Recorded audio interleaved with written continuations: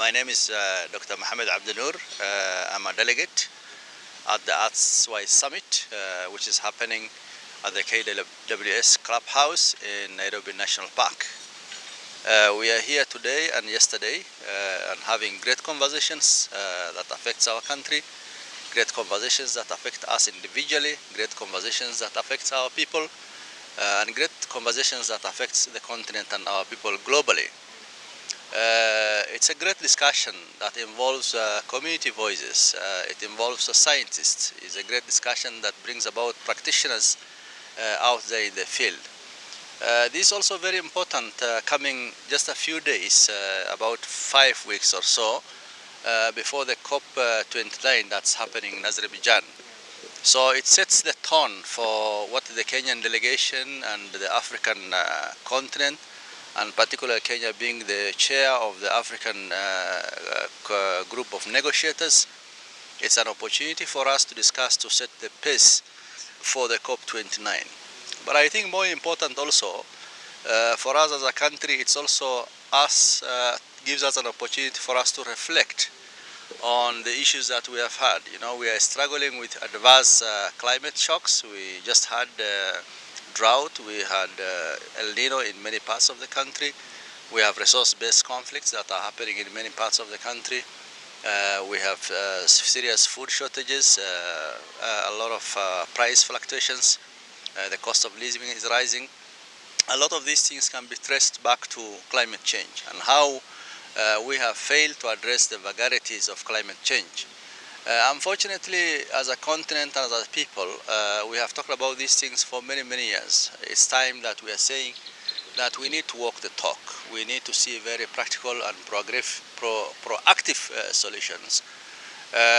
Because what we have had, the statistics that we have had the last few days are quite shocking. You know, as a continent, as a country, we have very low emissions. Very low emissions, we are the least contributors, but we are the ones who suffer most in terms of climate change.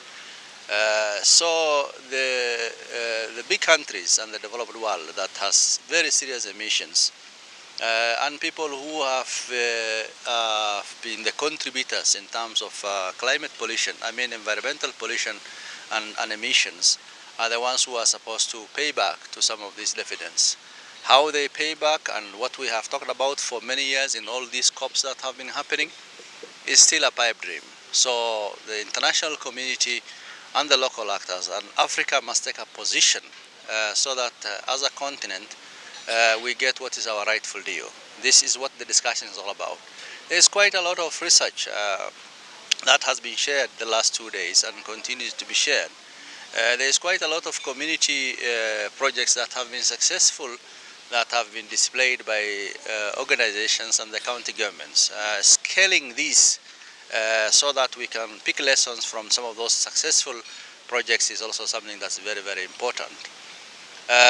We also want an opportunity to highlight to policymakers. Unfortunately, in this conference, there has not been very, very active presence and participation of politicians.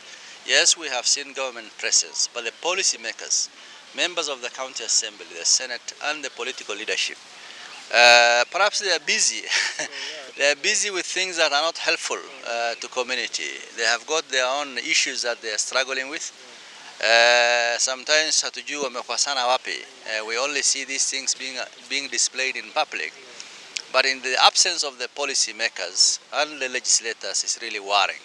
So I want to appeal to the organizers. If we are going to have another summit next year, let's make sure that there is participation and presence and contribution of the political leadership. The legislative arm of government is missing in this conference. We need to see their faces, we need to see their contributions, because at the end of the 2 days we are going to have serious declarations, and some of these declarations require, number one, political goodwill, number two, we need to develop policy frameworks and legislative frameworks, and number three, we will need to look at our position as a country in terms of whether some of these international conventions and frameworks that have been developed are friendly to us. So that's why it's important that the political voice, which is really missing, needs to be present. Yeah. So I would like to ask this because you're talking about policies and you're talking about the COP29, yeah, which is going to happen at Azbaya Baku, yeah, which is an oil-producing country, yeah,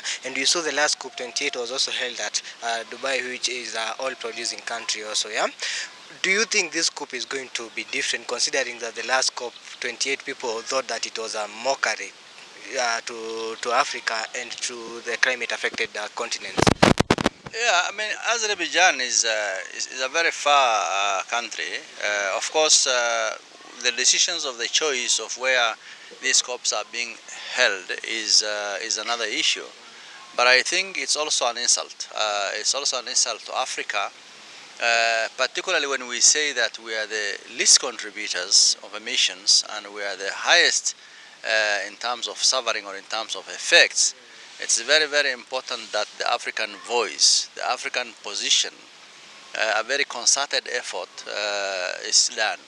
The negotiation team have made quite some good foundation or background in the past, but moving forth and bringing back what Africa really deserves is what's very, very important. The participation is also equally important. We need to have a very, very strong Kenyan delegation that has all the faces and all the representation and is able to effectively articulate what the Kenyan interests are and what the continental interests are. Yeah. What difference would you love to be seen? Because people are complaining that the oil producing countries are delaying these particular negotiations, yeah, and giving out of resources, yeah. But at the same time, you're still hosting them there. What do you wish would be different in terms of policy implementation and negotiations? I mean, it's a give and take. It's a give and take. You know, in negotiations, you have to show what value you are bringing on the table. So as a continent, we have quite a lot that we can offer. We just need to make sure that these things are well packaged and well presented, so that we are saying that we have an alternative clean energy, we have opportunity for growth in Africa, we have the space in terms of Africa, in terms of what we are able to contribute to the global society. So I think we need really, and I have no doubt we have them. We need some very, very smart negotiators who in the principle of give and take can really show what we are bringing, as a continent onto the table. I think it's also important that we confront these COPs for once, and ask them. It's important to review what progress has been made. The last 10 years we have been having 2 decades, I think now, we have been having these COPs. So what is the difference? What is coming out should be something that's very, very different.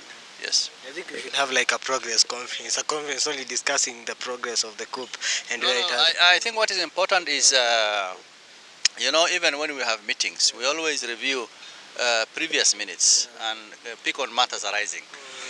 I think it's important that we review the progress of the implementation of the actions that came from the COP28 and the previous ones, so that before we start talking about new things, so that year in, year out, we are not talking about the same things, we are not coming with solutions, we are bringing in new ideas without asking about how successful the previous ideas were. So I plan to be there this time. I hope when we come back perhaps we can have a difference, but what we are saying is that we need to be more aggressive as we have ever been before. Thank you. So thank you. So as we come to a conclusion, because I know you need to go to the panel discussion, what is your call for action today as we come to a conclusion? I mean, the call for action is that, as I have said earlier on, we just need to walk the talk. We are tired. You have heard what the farmer was saying yesterday. Kila siku ni maneno, maneno, maneno. What we need to see is let's walk the talk. Let us see some of these declarations that we are making coming to fruition. The whole issue of financing and compensation and incentives, is something that we are really struggling with. We need to put the money where it belongs. Even as a country, we need to prioritize where we are putting our money. As a continent, we need to prioritize. The people who have, what we are basically saying is that this funding has to be in form of grants.